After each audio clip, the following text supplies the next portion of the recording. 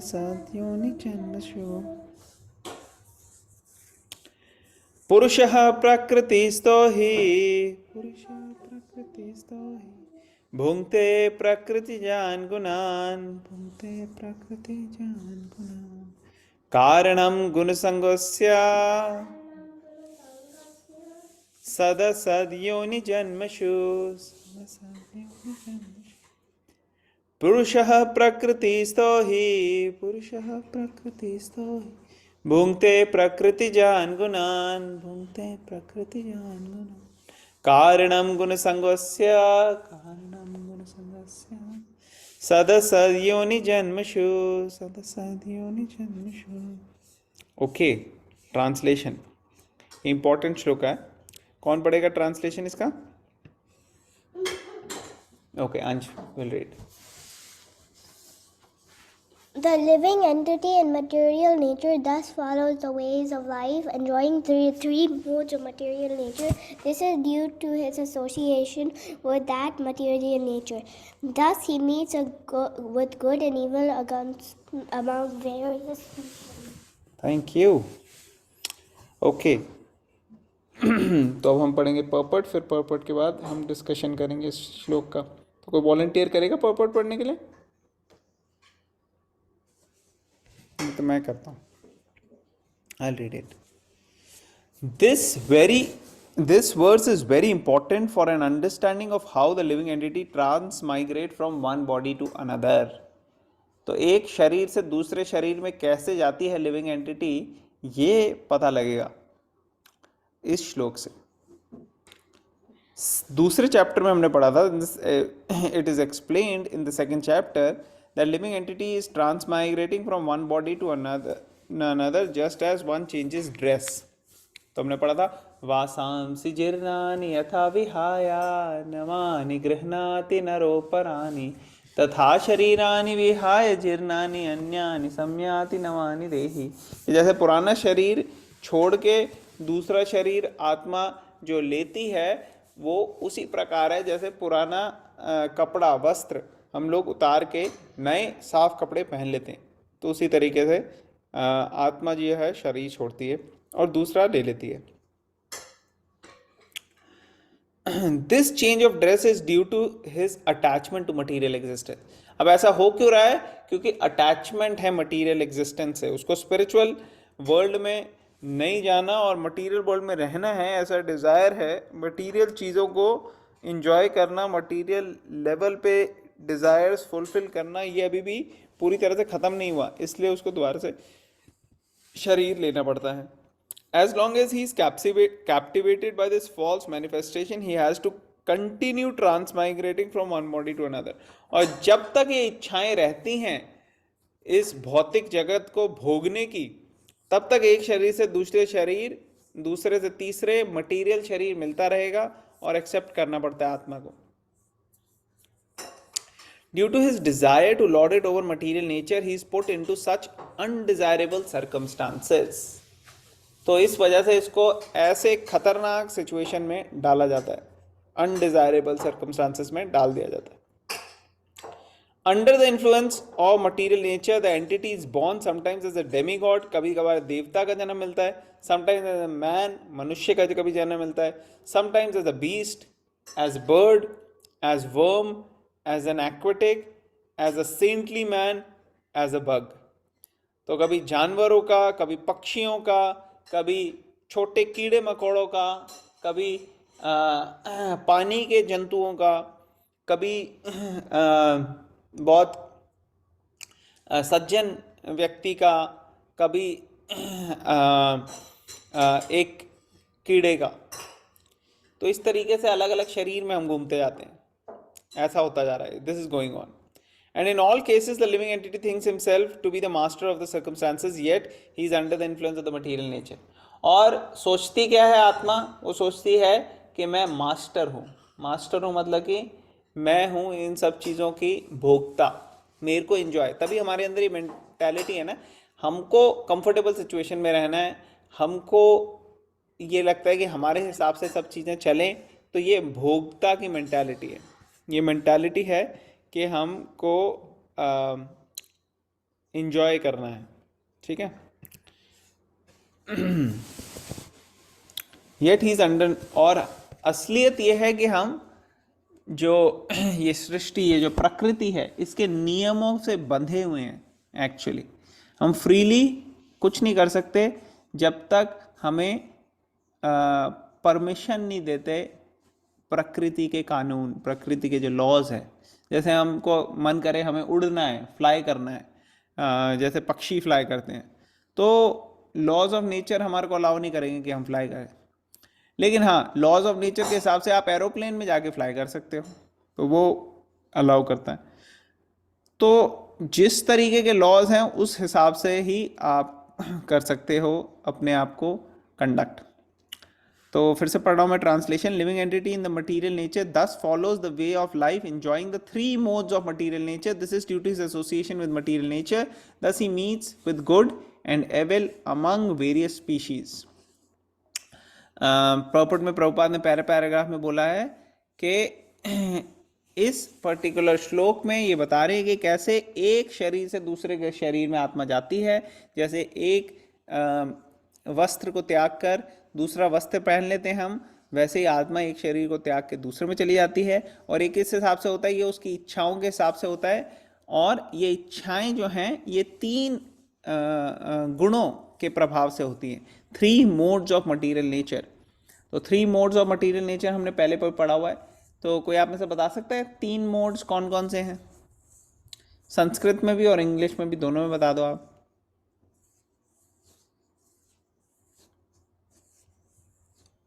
हरी बोल। तीन मोड्स कौन कौन से हैं? Goodness, हरे passion, कृष्ण। जोर से बोलो। goodness, passion, and ignorance. Okay, very good. Goodness, passion और इग्नोरेंस। तो इसको संस्कृत में कौन कौन से वर्ड यूज होते हैं इसके लिए? गुडनेस को क्या कहते हैं? सत्वगुण। सतोगुण। यस, गुडनेस हो गया सत्वगुण। और पैशन रजोगुण। रजोगुण। और इग्नोरेंस तमोगुण। तमोगुण।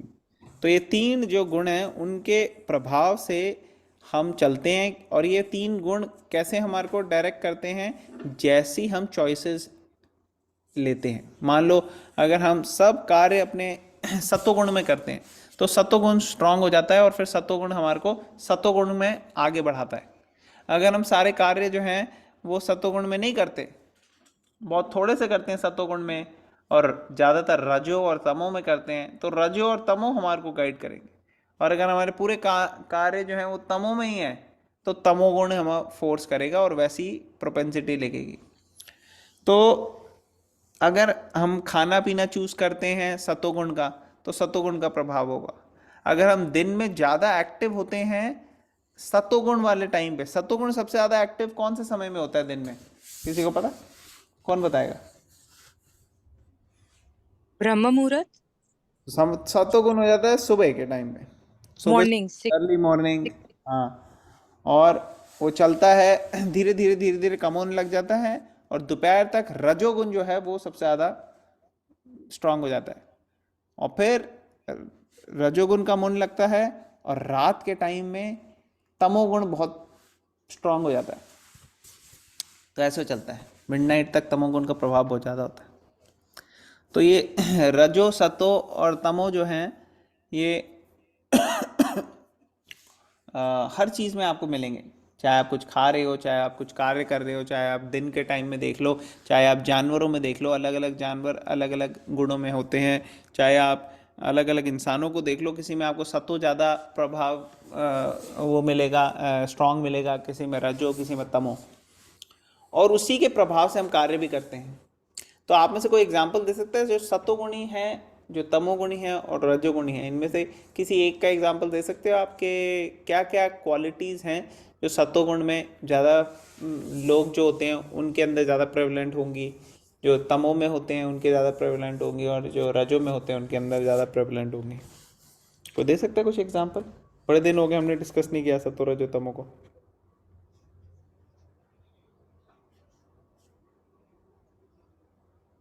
कौन बताएगा? सतोगुण से स्टार्ट करते हैं या रजोगुण से तमोगुण से स्टार्ट करते हैं। तमोगुण में जो व्यक्ति हैं उनकी क्या प्रोपेंसिटी होगी, क्या क्या चीजें ऐसी हैं जो तमोगुण में आती हैं? हरे वो कृष्णा। हाँ बताओ राशि। वो रात को मतलब जैसे लेट नाइट तक करना और गलत प्रभाव जैसे टॉक्सिकेशन और ये सारा कंज्यूम करना, डिसरिस्पेक्ट करना। Very good very good. और कौन बताएगा? हरे कृष्णा प्रभु जी। हाँ जी, हरे कृष्णा माता जी। नॉन वेज खाना, ड्रिंक करना। Very good, excellent.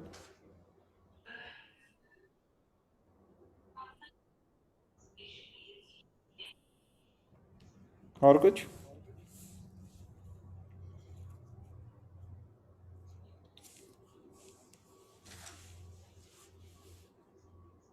तमोगुण के प्रभाव से, तो तमोगुण के प्रभाव से बड़े लेजी होते हैं लोग, लेजी इंटॉक्सिकेशंस में लगे होते हैं, जैसे आपने बताया।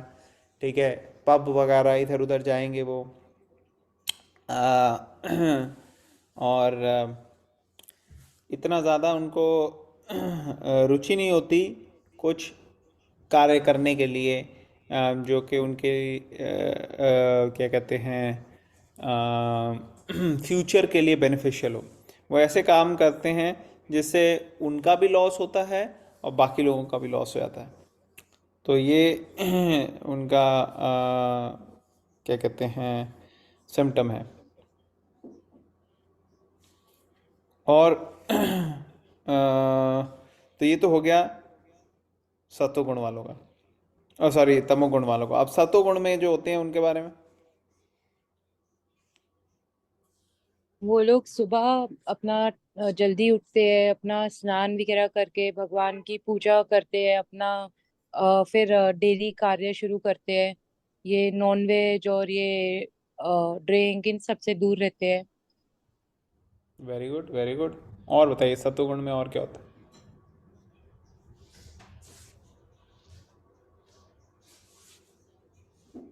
मोस्टली ये दिन में एक्टिव होती हैं और इनका जो खाना है वो सात्विक भोजन होता है, विदाउट अनियन गार्लिक और मांस मदिरा ये सब नहीं लेते। Okay very good. और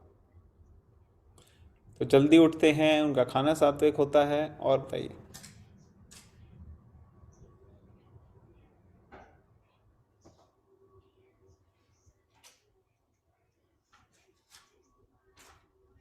उनका नेचर भी सेल्फिश नहीं होता, वो मतलब दूसरों की हेल्प भी कर देते हैं। Very good very good. तो वो धर्म कर्म के कामों में एक्टिव रहते हैं, दूसरों की मदद करने में उनको खुशी मिलती है, जो पीसफुल होते हैं वो। और सिंप्लिसिटी, उनको सिंपल लाइफ ठीक रहती है उनके लिए। अ, उनका इंटेलेक्चुअल और इंटेलिजेंट वाला माइंडसेट होता है। जैसे वो क्या कहते हैं बुक्स पढ़ना, पोएट्री पढ़ना लिखना, बुक्स लिखना, लिटरेचर आर्ट, इन सब चीज़ों में वो अपना टाइम लगाते हैं। वो अपने लिए भी भले का काम करते हैं, दूसरों के लिए भी। जो तमोगुण वाले हैं वो अपने लिए भी बुरा करते हैं, दूसरों के लिए भी बुरा करते हैं, उनको कोई मतलब नहीं है। दूसरों का भला भला करने का उनका कोई इतना वो नहीं है। तो ये हो गया सत्वगुण वाले लोग। तो रजोगुण वाले फिर कैसे होते हैं? ये लोग दोपहर में एक्टिव होते हैं काफी, हम्म। और अनियन गार्लिक और मतलब जैसे कहते हैं कि चलो आज खा लेते हैं नॉन वेज कभी कभी, इस टाइप से करने वाले, और अपना बेनिफिट देखने वाले होते हैं। मतलब तो उनको तो तो नॉनवेज तो आ गया तमोगुण में, लेकिन चाहे कभी कभार करें या ज़्यादा करें, वो तमोगुण में आ गया। लोगों के अंदर मिक्सचर होता है, कभी लोग सतोगुण की तरह एक्ट करते हैं, कभी तमोगुण की तरह एक्ट करते हैं, कभी रजोगुण की तरह। तो जो रजोगुण वाली प्रोपेंसिटी है उसमें ये है कि अ, राजा की तरह रहते हैं। हाँ एग्जैक्टली exactly। रजोगुण में मतलब उनको बेस्ट चाहिए, उनको ये इनको हार्ड वर्क तो करेंगे, लेकिन करेंगे किसी बेनिफिट के लिए, ऐसे फ्री में नहीं करेंगे। जो सत्वगुण में व्यक्ति होते हैं वो हार्ड वर्क करते हैं जन कल्याण के लिए, दूसरों की भलाई के लिए, अपनी भलाई के लिए, सबकी समाज के लिए, नेशन के लिए, वर्ल्ड के लिए, ये सब अच्छे के लिए करेंगे। लेकिन जो रजोगुण में है वो अपना बेनिफिट देखेंगे पहले, कि भाई मेरे को पैसा मिलना चाहिए, मेरा नाम होना चाहिए, मेरी शोहरत होनी चाहिए, मेरे को जो चाहिए उनको बेस्ट चाहिए, बेस्ट कार, बेस्ट घर, बढ़िया से बढ़िया। वो तो लोग दान जनरली, पुण्य तो भी मतलब अपना प्रचार करके करेंगे कि हमने करा है ये। हाँ वो दान पुण्य करेंगे तो उसमें भी उनका नाम आना चाहिए भाई पहले। आप लिखवा दो यहाँ पे कि ये महाराणा प्रताप ने दान दिया था, हर एक दान बाद में करते हैं, वो पहले डाल देते हैं अपना नाम वगैरह। एग्जैक्ट। और तमोगुण वाले व्यक्तियों को कोई दान वान से लेना देना नहीं है, उनको तो ये है कि जो हमारे को चाहिए जब चाहिए तब मिल जाए तो बढ़िया, नहीं मिलेगा तो मैं छीन लूंगा या मार दूंगा या जो भी है। तो तमोगुण। रजोगुण वाले जो हैं वो खुद सैक्रिफाइस करते हैं और देते हैं, अगर वो दान भी देते हैं तो उनको कोई इच्छा नहीं होती कि हमारा नाम आए या कुछ हो, उनको ये है कि सामने वाले का भला हो रहा है, ये अच्छी बात है। तो ये अलग अलग है, जनरली लोग मिक्स्ड में होते हैं। आपको कोई ऐसा बंदा बहुत कम रेयरली मिलेगा जो पूरी तरह से 100% सत्व में है, 100% रजो में है या 100% तमो में है। ये सब मिक्सचर होता है इन तीनों का जो हमारे को गवर्न करता है। तो हम देख सकते हैं कि हम किस कैटेगरी में कब गवर्न हो रहे हैं, हम देख सकते हैं अपने अंदर, नोटिस कर सकते हैं कि देखो तमोगुण का प्रभाव अभी ज़्यादा हो रहा है हमारे अंदर, या रजोगुण का प्रभाव ज़्यादा हो रहा है। तो जैसे गुस्सा बड़ी जल्दी हो जाना, ये होता है रजोगुण का प्रभाव। तमोगुण के प्रभाव में लेजी, प्रोक्रास्टिनेशन, ये सब तमोगुण के प्रभाव। तो बढ़िया से बढ़िया चीज़ें चाहिए उनको, रजोगुण वालों को।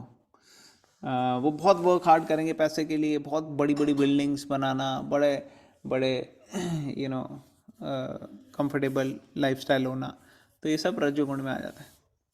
तो ये तीनों गुणों का मिक्सचर जैसे हम डिज़ायर्स कल्टीवेट करते हैं वैसा ही हमें अगला शरीर मिलता है।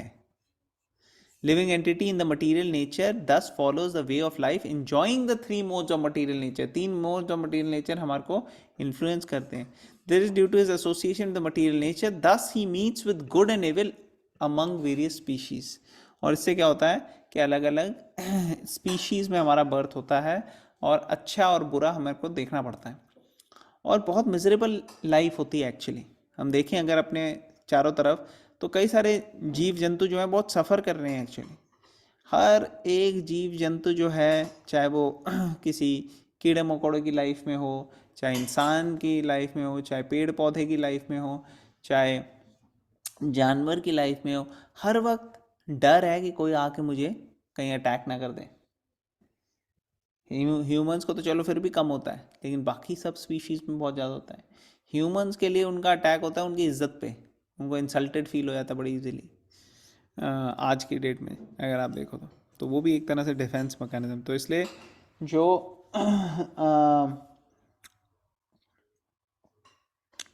अलग अलग इच्छाएं हमने कल्टीवेट करी हुई हैं उस हिसाब से हमारे को अलग अलग शरीर मिलता है, और सही डिसीजन ह्यूमन लाइफ में हम ले सकते हैं कि अब हमारे को इस जन्म मृत्यु के चक्र से बाहर आना है। पुनर्जन्म लेते लेते लेते लेते बहुत लाइफ टाइम हो गए, अब भगवान का शरण लेते हैं हम। तो अब यहाँ पे आगे देखते हैं, नेक्स्ट पैराग्राफ पोपट का पढ़ेंगे फिर डिस्कस करेंगे। कौन पढ़ेगा नेक्स्ट पैराग्राफ, को वॉलंटियर करेगा? I can read Hare Krishna. हाँ, हरे कृष्णा, आप प्लीज पढ़िए। How he is put into such different bodies is explained here. It is due to association with the different modes of nature. One has to rise, therefore, above the three material modes and become situated in the transcendental position. That is called Krishna consciousness. Unless one is situated in Krishna consciousness, his material consciousness will oblige him to transfer from one body to another because he has material desires since time immemorial. But he has to change that conception. That change can be effected only by hearing from authoritative sources. The best example is here. Arjun is hearing the signs of God from Krishna, the living entity. If he submits to this hearing process, will lose his long cherished desire to dominate material nature, and gradually and proportionately, as he reduces his long desire to dominate, he comes to enjoy spiritual happiness. In a Vedic mantra, it is said that as he becomes learned in association with the Supreme Personality of Godhead, he proportionately relishes his eternal blissful life. Hare Krishna. Hare Krishna. Okay, तो human life में जब हम आ जाते हैं तो हम actually in तीनों mode से ऊपर उठ सकते हैं। एक्चुअली मोड ऑफ गुडनेस भी अल्टीमेट गोल नहीं है। गुडनेस में अगर कोई व्यक्ति है तो उसके लिए इजी होता है इसके ऊपर जाना। जैसे कोई अगर टॉप फ्लोर में है तो छत पे जाना उसके लिए आसान है, और अगर कोई ग्राउंड फ्लोर में है तो उसके लिए थोड़ा ज़्यादा उसको सीढ़ियों ऊपर चढ़नी पड़ेगी, अगर लिफ्ट नहीं है तो आप जा सकते हो। लेकिन अगर आप कृष्णा कॉन्शियसनेस की बात करो आप, तो वो तीनों मोड से परे हैं। तो जैसे सत्वगुण का व्यक्ति है वो थोड़ा पूजा पाठ करता है, उसको भी इच्छा होती है कि हमारा भी जो है उसके भी मटेरियल डिज़ायर्स हैं, उसके अंदर भी उसको भी इंसल्टेड फील होता है अगर कोई उससे ठीक से बात ना करे। सत्वगुण में भी जो व्यक्ति है उसको भी भौतिक इच्छाएं होती हैं कि मेरे लिए अच्छा हो, मेरे परिवार के लिए अच्छा हो, समाज के लिए अच्छा हो, ऐसे। लेकिन जो ट्रांसेंडेंटल व्यक्ति है, जो व्यक्ति इन सब से ऊपर उठ चुका है, उसका गोल ये होता है कि कैसे मैं भगवान से प्रेम करूं और भगवान की सेवा में लगूं। ये अल्टीमेट गोल है।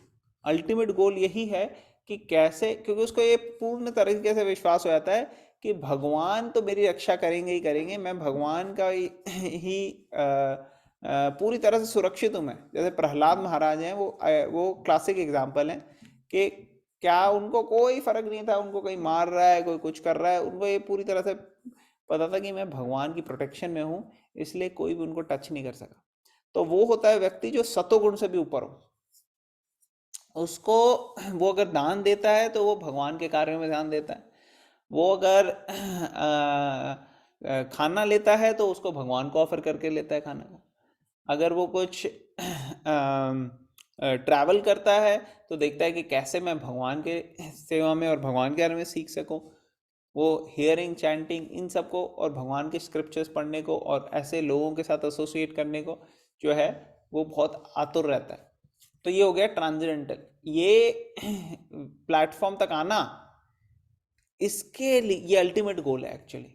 अगर हम इस प्लेटफॉर्म तक आ जाएं कि हम पूरी तरह से 100% भगवान के ऊपर समर्पित हो जाएं और प्रहलाद महाराज की तरह अपनी जीवन व्यतीत करें, तो उससे तो बेस्ट कुछ है ही नहीं।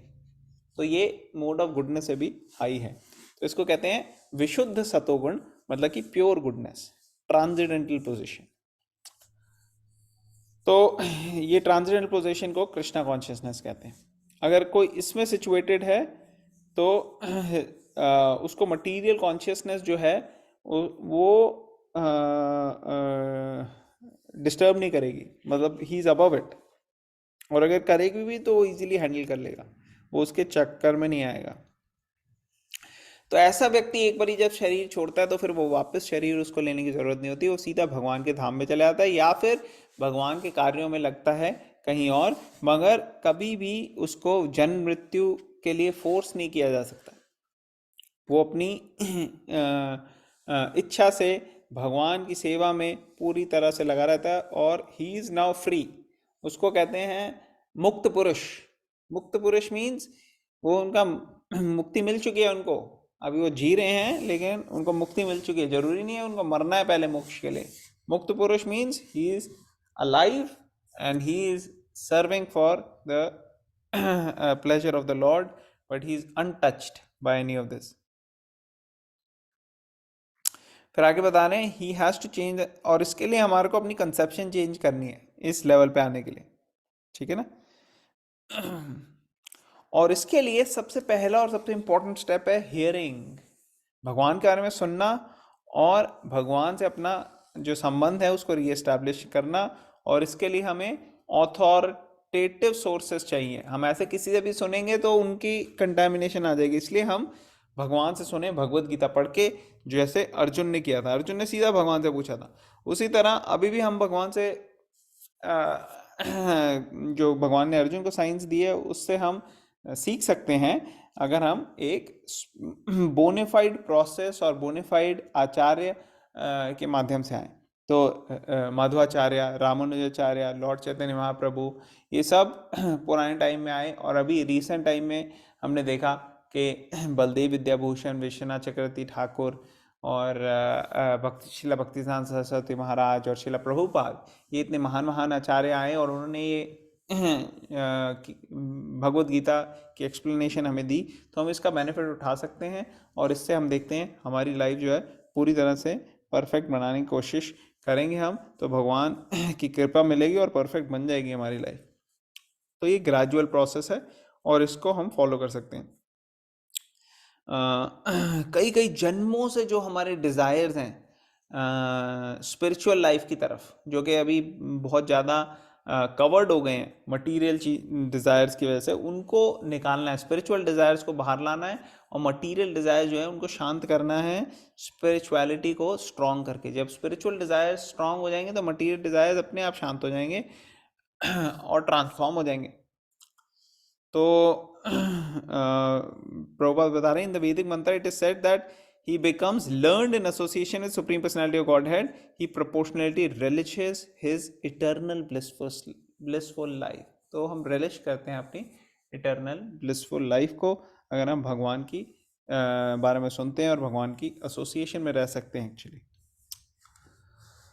तो फिर से पढ़ेंगे इसका translation. Living entity in the material nature thus follows the ways of life, enjoying the three modes of nature. This is due to his association with material nature. Thus he meets with good and evil among various species. तो ये वाला श्लोका जो होगा, ये श्लोका भी important है, ये memorise कर लीजिए आप, ये काहूट क्विज में होगा। पुरुषा प्रकृतिस्तो हि भुंक्ते प्रकृति जान गुणान कारणम गुणसंगस्य सद असद योनि जन्मशु। ठीक है, तो ये सब आप इसको मार्क कर सकते हैं श्लोक का 13.22। आज के लिए हम यही स्टॉप करेंगे। किसी का कोई क्वेश्चन, कोई कमेंट, कोई पॉइंट है तो हम ले सकते हैं। कोई कुछ पूछना चाहता है?